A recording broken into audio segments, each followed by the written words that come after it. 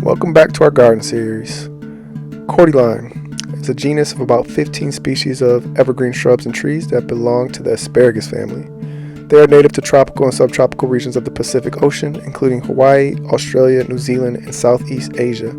Cordyline has been used for centuries by indigenous peoples for various purposes, including medicine, clothing, and food. Cordyline plants have long, pointed leaves that grow in a rosette pattern from a single stem or trunk.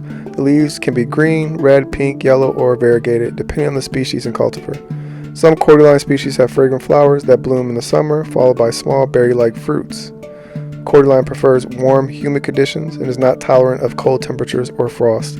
They can be grown indoors as houseplants or outdoors in gardens, depending on the species and climate.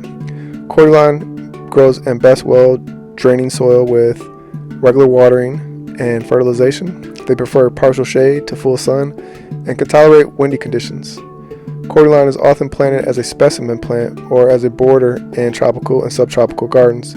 It can be used in combination with other tropical plants such as ferns, bromeliads, and orchids. Cordyline also pairs well with hibiscus, bird of paradise, and other plants that thrive in warm, humid conditions. Cordyline has many uses, including as an ornamental plant in gardens and as a houseplant. Some species, such as Cordyline fruticosa, have edible leaves and are used in traditional Hawaiian cuisine. Cordyline has also been used for medicinal purposes by indigenous peoples to treat a variety of ailments, including headaches, wounds, and skin conditions.